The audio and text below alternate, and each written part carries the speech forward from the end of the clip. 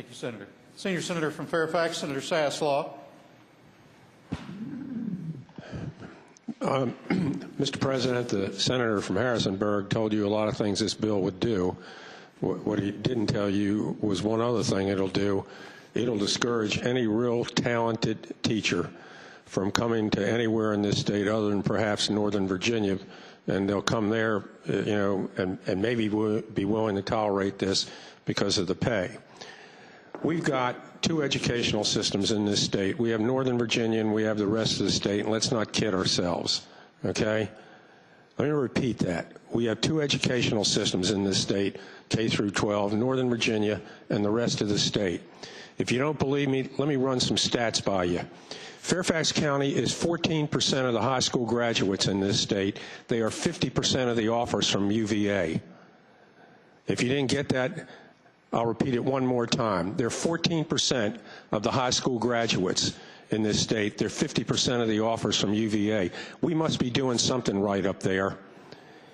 They're 28% of the in-state undergraduate enrollment at UVA and William & Mary, and 21% at Tech.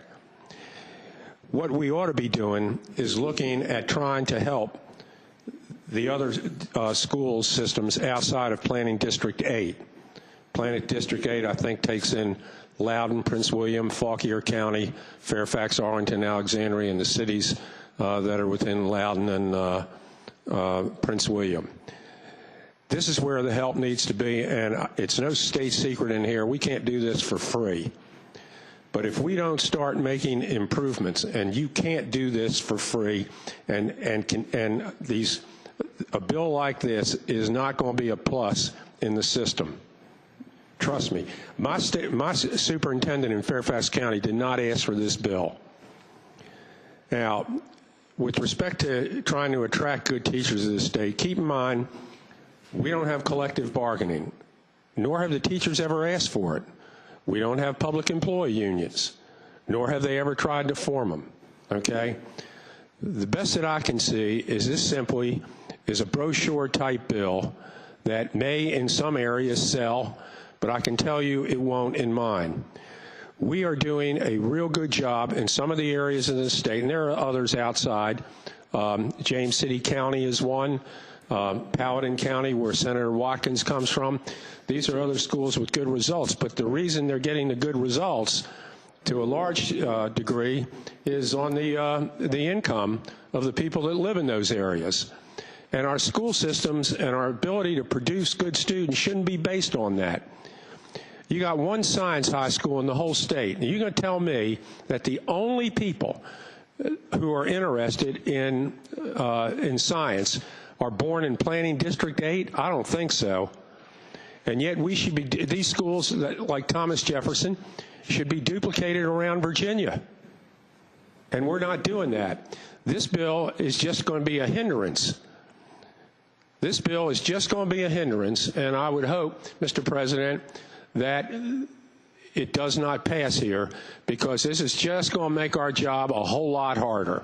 It'll make a few school superintendents feel good, and maybe some of the people connected with this idea feel good, but it is not going to improve our school system one whit. Thank you, Senator. Senior Senator from Fairfax, Senator Saslaw. Mr. President, just a couple things. There are some people in this chamber that need to find another website other than Alex. I mean, looking at these bills that we've had in here, this senior senator from Loudoun alluded to the ribbing that the state of Florida took on Jon Stewart's program a couple weeks ago. The representative that put this in, Mr. President, had said that, these are his words, it's a known fact that people on welfare use drugs far greater than the general population. Well, after a period of testing, it turned out that 2% of the people were failing those tests versus 9% drug use in the general population.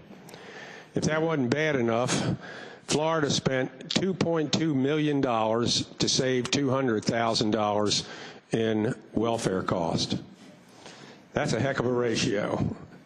Like you heard before, if you had a business and you were turning numbers like that, you would discontinue the practice pretty quickly. Florida apparently didn't do it quick enough, so a federal judge ended it for them. Not before they were out $2 million, okay, of wasted money. And that is essentially, you know, what you would face here if this program ever went into effect. Anyway, I would hope that we would not want to set ourselves up to be ridiculed by either Jon Stewart or Colbert or Leno or Letterman or any of that crowd. And I would hope that we would defeat this folly. Thank you, Senator. Senator from West. The senior senator from Fairfax, Senator Saslaw.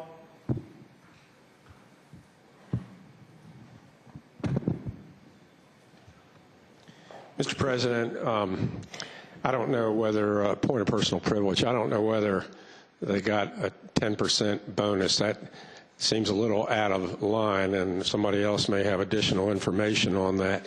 It may be a 10-point evaluation increase as opposed to 10%, and I suspect that's what it is, but we'll find out. Let me just say this.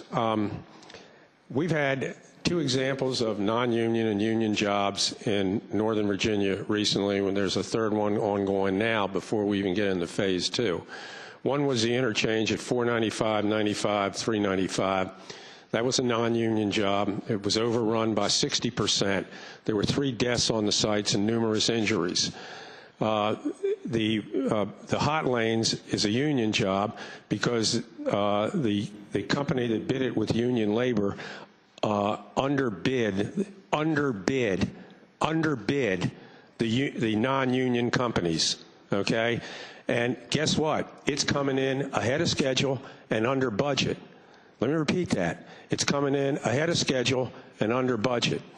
I don't know what the deal is on the first phase from Falls Church to Wheelie Avenue of that metro, but, you know, until we started mucking around in this, MWA was totally capable of doing an awful lot of construction without our interfering.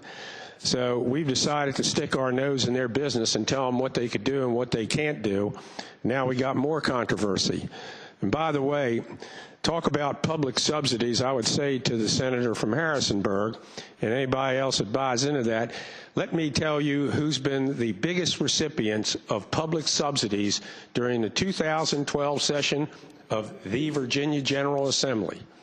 Go take a look at the tax credits that have been extended or voted out of Senate Finance.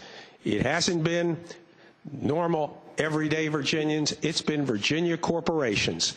That's who's been the biggest receiver of all public subsidies that we've doled out during this session. Okay?